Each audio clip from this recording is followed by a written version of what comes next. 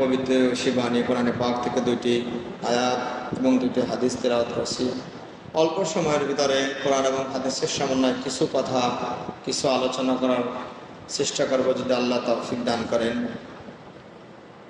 আল্লাহ তাআলা আমাকে আপনাকে দুনিয়ায় প্রেরণ করেছেন, আর দুনিয়ায় প্রেরণ করার পরে আল্লাহ তাআলা আমাকে আপনাকে সর্বশ্রেষ্ঠ জাতি আশরাফুল মাখলুকাত হিসেবে দুনিয়ায় প্রেরণ করেছেন। শুধু তাই নয়, আশরাফুল মাখলুকাত বানিয়ে আমাকে আপনাকে বিশ্বনবী হায়াতুন নবী জিন্দা নবী আকাই নামদার তাজুদ্দিন মদিনা জনাব মুহাম্মদুর রাসূলুল্লাহ সাল্লাল্লাহু আলাইহি ওয়াসাল্লামের উম্মত বানিয়ে মুসলমানের ঘরে ইমানি হালাতে আল্লাহ প্রেরণ করেছেন।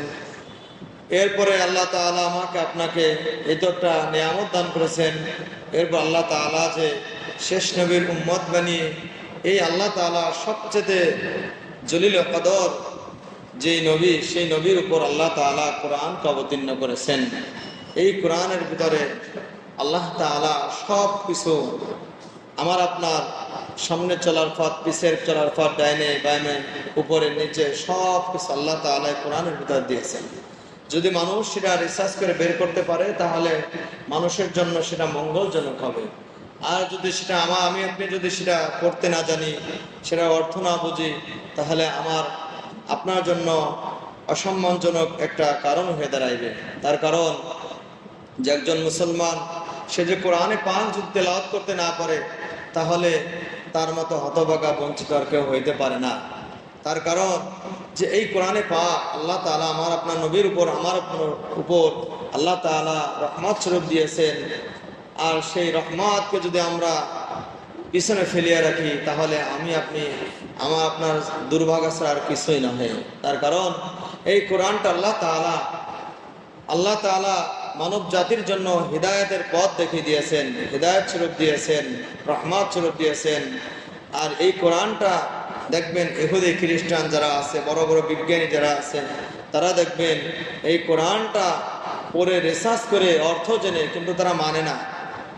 এর ভিতর থেকে তারা এখন দুনিয়ার ভিতর অনেক বড় বড় বিজ্ঞানী তারা, কিন্তু আমরা মুসলমান সেরকম বড় বিজ্ঞানী হইতে পারতেছি না। কিসের জন্য? আমরা কোরআনকে অবহেলা করতেছি, কোরআনকে আমরা জানতেছি না, নিজেও জানতেছি না, ছেলে মেয়েদেরকেও জানাইতেছি না। সেই কোরআন কি আমরা দেখা যাচ্ছে কি আমরা মোবাইল নিয়ে পড়ে থাকি, ল্যাপটপ নিয়ে পড়ে থাকি, দুনিয়ার সংসার নিয়ে পড়ে থাকি, চাকরি বাকরি নিয়ে পড়ে থাকি, কিন্তু এর ভিতরে কি সময় হয় না? অবশ্যই সময় হয়, অবশ্যই সময় হয়। সেই সময়টা আমাদের বের করতে হবে যে কোরআনটা আবার তেলাওয়াত করতে হবে। নামাজটা আমি পড়ি, নামাজ কিভাবে পড়তে হবে? নামাজের ভিতরে তো কোরআন তেলাওয়াত আছে। এই কোরআন তেলাওয়াতটা যদি শুদ্ধ না হয় তাহলে নামাজটা তো হবে না। যদি কোনো ব্যক্তি কোরআনকে তেলাওয়াত করতে জানে, ওই ব্যক্তির জন্য সবকিছু সহজ হয়ে যাবে। যেমন এক ব্যক্তি নামাজ পড়তে গেল, ওই ব্যক্তি কোরআন শরীফ পড়তে পারে, যখন সে সূরা পড়বে তখন দেখবেন যে আল্লাহর রহমত তার উপর বৃষ্টির মতো বর্ষিত হতে থাকবে। সুবহানাল্লাহ। এজন্য আমাদের যাদের উপর নামাজ ফরজ হয়েছে আর ছোট বাচ্চা যাদের আমাদের বাড়িতে আছে, অবশ্যই কোরআন তেলাওয়াত করতে হবে, কোরআন পড়াইতে হবে, নিজে পড়তে হবে, ছেলে মেয়েদেরকে কোরআনের শিক্ষায় শিক্ষিত করতে হবে। এখনই সময়। তার কারণ সময় যখন ফুরিয়ে যায় তখন আর কোনো কাজ হয় না। এই জন্য আমার যুবক ভাইরা, আমার ভাইরা, গত জুমায় আমি আলোচনা করতেছিলাম যে কোরআনকে আমাদের সর্বাগ্র অগ্রাধিকার দিতে হবে, সর্বাগ্র অগ্রাধিকার দিতে হবে। তার কারণ এই কোরআনটা হচ্ছে আমার আপনার জন্য হিদায়াত। আল্লাহ তাআলা তার পবিত্র কালামুল্লাহ শরীফে বলতেছেন, আলিফ লাম মিম যালিকাল কিতাবু লা রাইবা ফীহি। আল্লাহ তাআলা বলতেছে আলিফ লাম মিম আল্লাহু আলাম। আল্লাহ তাআলা এর অর্থটা ভালো জানেন। যালিকাল কিতাবু লা রাইবা ফীহি, যে কোরআনের ভিতর কোনো সন্দেহের লেশ পর্যন্ত নেই। আল্লাহ তাআলা এই কোরআনটাকে আমার আপনার জন্য প্রেরণ করেছেন। আল্লাহ তাআলা বলছেন, তোমরা যারা আমার কোরআনকে ভালোবাসবা সে কেমন যেন আমি আল্লাহকে ভালোবাসলাম। সুবহানাল্লাহ। আর যে আমার কোরআনকে মহব্বত করে জীবনের সাথে আঁকড়িয়ে ধরবে, তার জীবনকে বাস্তবায়িত করবে, আমি আল্লাহ তার সাথে সাথে সর্বদা চলার চেষ্টা করবো ইনশাআল্লাহ। সুবহানাল্লাহ। আল্লাহ তাআলা আরেকটা উপমা দিচ্ছে, যারা কোরআন তেলাওয়াত করবে কিয়ামতের ময়দানে, কঠিন হাসরের দিনে, যখন সমস্ত মানুষ দাঁড়িয়ে যাবে, নূহ আলাইহিস সালাতু ওয়াস সালামের ছেলে এসে বলবে, আল্লাহ আমি নূহের সন্তান, আমি নূহের সন্তান। আল্লাহ তাআলা বলবেন, আমি তোমাকে চিনি না। চিনি না, কিসের জন্য চিনি না? দেখেন সামনে আসতেছে। এরপরে ইব্রাহিমের পুত্র বলবেন যে আল্লাহ, আমি ইব্রাহিমের পুত্র, আমি অমকের পুত্র, চিনবে না। ঈসার পুত্র বলবে আমি ঈসার পুত্র, কেউই চিনবে না। শেষ যখন আখির জামানার নবী হযরত মুহাম্মদুর রাসূলুল্লাহ সাল্লাল্লাহু আলাইহি সাল্লামের উম্মত এসে বলবে যে আল্লাহ, আমি হাফেজের আব্বা, আমি অমক ইব্রাহিম হাফেজ তার আব্বা যান। তখন আল্লাহ তাআলা বলবেন আসো আসো, তোমাকে আমি খুঁজতেছি। সুবহানাল্লাহ, আমি তোমাকে খুঁজতেছি। তার কারণ আমি যারা কোরআনওয়ালা তাদেরকে আমি সবচেয়ে বেশি মহব্বত করি। একটা ঘটনা মনে পড়ে গেল যে হযরতে মূসা আলাইহিস সালামের জামানায় এক ছাত্র ছিল। ওই সময় তার কোরআন তেলাওয়াত করতো, অর্থাৎ ওই সময় যেটা ছিল, ওই সময় তার যে ইনজিল যা ছিল, সেই কোরআন তেলাওয়াত করতেছিল, সেই কিতাব তেলাওয়াত করতে যাইতো, মাদ্রাসা যাইতো। কিন্তু একদিন সে গরিব মানুষ, মাদ্রাসা যায়, টাকা পয়সা নেই। একদিন এরকম মাদ্রাসা যাচ্ছে, মাতে একটা জুতো কিনে দিচ্ছেন।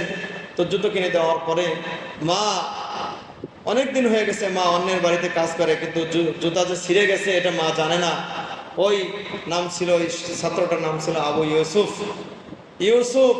সে এরকম একটা মুচির কাছে গেছেন, মুচির কাছে যে বলতেছেন যে ভাই, আমার এই জুতোটা ছিঁড়ে গেছে, আমার এই জুতোটা একটু সেলাই করে দেন, আমার কাছে টাকা নেই। আপনাকে আমি আমার এই জুতা সেলাই করার পরিবর্তে আপনাকে কিছু এই কিতাবুল্লাহ, আল্লাহর কালামকে তেলাওয়াত করে আপনাকে আমি শোনাইব। সে কোনো রকম শুনলেন না। ওখান থেকে ফিরে চলে গেছেন আবু ইউসুফ চলে গেছেন। আবু ইউসুফ চলে যাওয়ার পরে আবু ইউসুফ ছিল খুব সুন্দর একজন ছাত্র, ভালো একজন ব্রিলিয়ান্ট ছাত্র ছিল। কিছুদিন পরে, কয়েকদিন আসে না, এখন দেখবেন যে স্কুল মাদ্রাসা সবচেয়ে ভালো যে ছাত্র, সেই ছাত্রটার উপর উস্তাদদের অর্থাৎ স্যারদের নজর একটু বেশি থাকে। কি বলেন, ঠিক কিনা? একটু বেশি থাকে। একদিন যায় না, কয়েকদিন যায় না, না যাওয়ার কারণে উস্তাদ চলে গেছে, শিক্ষক তার বাড়িতে চলে গেছে। আবু ইউসুফ, তুমি কেন যাও না? তখন সে বলতেছেন যে উস্তাদজি, যে কোরআনের, যে কিতাবের কোনো মানুষের মুচির কাছে দাম নাই, সেই কোরআন আমি শিখবো না। নাউজুবিল্লাহ। এখন ওস্তাদ বলতেছেন আবু ইউসুফ, তুমি আমার সাথে আসো, আমি তোমাকে হাতে কলমে দেখাই দিই। আবু ইউসুফ সে চলে গেলেন। উস্তাদের কাছে ছিল একটা আংটি, স্বর্ণের আংটি, একটা সুন্দর একটা আংটি ছিল। তো আংটি দিয়েছেন তার কাছে। তো দেওয়ার পরে তখন বলতেছে, তুমি সর্বপ্রথম একটা মুদি দোকানে যাবা, এরপর একটা কসমেটিক্সের দোকানে যাবা, এরপর স্বর্ণের দোকানে যাবা। আবু ইউসুফ উস্তাদের কথা শুনে সর্বপ্রথম মুদির দোকানে গেলেন। আংটিটা নিয়ে যখন মুদির দোকানে গেলেন, মুদির দোকানদার ওই স্বর্ণের আংটিকে মূল্য বোঝে অত, যে কত দাম জানে না, সবাই কিন্তু জানে না। মুদির দোকানদার বলতেছেন যে ভাই, আমার এই টাকার সামান্য কিছু টাকা তোমাকে দিতে পারি, আমি তোমাকে দিতে পারি। ওখান থেকে চলে আসছেন, আচ্ছা ঠিক আছে, আমার আংটি আমাকে দেন, ফিরাই দেন। ওখান থেকে ফিরে নিয়ে চলে আসছেন। ফিরে নিয়ে এরপরে গেছেন কসমেটিক্সের দোকানে গেছেন। কসমেটিক্সের দোকানে যে বলতেছেন যে ভাই, এই আংটির দাম কত? সেও বলতেছেন যে অল্প কিছু টাকা তোমাকে দিতে পারি। ওখান থেকে স্বর্ণকারের দোকানে গেছেন। স্বর্ণকারের দোকানে যে বলতেছেন, তুমি যে আংটিটা নিয়ে আসছো, এই আংটিটার মূল্য অনেক বেশি, যেই যত টাকা আমার দোকানে যত টাকা আছে তোমাকে দিয়ে আমি শেষ করতে পারবো না। তখন সে বলতেছে, আচ্ছা ঠিক আছে, আমার আংটি আমাকে ফেরত দেন। ওখান থেকে নিয়ে উস্তাদের কাছে চলে গেছেন। এইবার আবু ইউসুফের ওস্তাদ বলতেছেন যে আবু ইউসুফ, তুমি এই আংটিটা নিয়ে তুমি সর্বপ্রথম তুমি মুদির দোকানে গেছ, মুদির দোকানদার এই আংটির মূল্য বুঝে নেয়, এই জন্য সে তোমাকে অল্প টাকা বলেছেন। এরপরে তুমি গেছো কসমেটিক্সের দোকানে, কসমেটিক্সের দোকানে যাওয়ার পরে ওই কসমেটিক্স দোকানওয়ালাও তোমার আংটির মূল্য দিতে পারে নাই। এরপরে তুমি স্বর্ণকারের দোকানে গেছো, স্বর্ণকার এই আংটির মূল্য যদিও কিছু বুঝছেন, কিন্তু সেই মূল্য তোমাকে দিতে পারে নাই। ও আবু ইউসুফ, তুমি মনে করছো যে এই কিতাবুল্লাহ, এই কালামুল্লাহর মূল্য নাই, যে এই কালামুল্লাহর মূল্য বোঝে সেই এই মূল্য দিতে পারে। সুবহানাল্লাহ। অর্থাৎ যে মূল্য জানে, এই কোরআনের মূল্য জানে, যে এই স্বর্ণের মূল্য জানে, সেই এই মূল্য বলতে পারে। কি বলেন, ঠিক কিনা? তার কারণ যে যেই যেই কাজের দক্ষ সেই কাজের দিকে দেখবেন সে তার অনেক বেশি আগ্রহ বেশি। এই জন্য আল্লাহ তাআলা আমাদের উপর যে কোরআনে পাক তেলাওয়াত করেছেন, এই কোরআনে পাক নাজিল করেছেন, সেই কোরআনটা সর্বাগ্রে আমাদের সামনে আনতে হবে।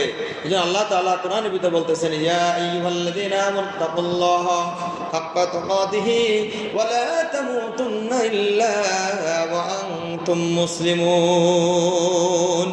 আল্লাহ তাআলা যে আয়াতটা ইয়া আইয়ুহাল্লাযীনা আমানু, এই আমানু দ্বারা আমাকে আপনাকে বুঝিয়েছেন, যারা মসজিদে আসে আল্লাহর হুকুম পালন করে তাদেরকে বুঝিয়েছেন যে ইয়া আইয়ুহাল্লাযীনা আমানু আমানুত্তাকুল্লাহ, হে ঈমানদারগণ তোমরা আল্লাহকে ভয় করো। আমানুত্তাকুল্লাহ হাক্কা তুকাতিহি, আল্লাহকে ভয় করার মতন ভয় করো। আল্লাহকে যেভাবে ভয় করলে তোমার দিলে আল্লাহর মহব্বত পয়দা হয়, সেই রকম ভাবে আল্লাহকে তোমরা ভয় করতে থাকো। ওয়া কুনু মা'আস সাদিকিন। আল্লাহ তাআলা বলতেছেন তোমরা সৎ লোক যারা আছে, সৎ ব্যক্তি যারা আছে, তাদের সংস্পর্শে যে তোমাদের জীবনকে তুমি ধন্য বানিয়ে নাও, ধন্য বানিয়ে নাও। সৎ লোক কারা? যারা ঈমানদার, যারা আল্লাহর ওয়ালি, তারা হলে সৎ লোক।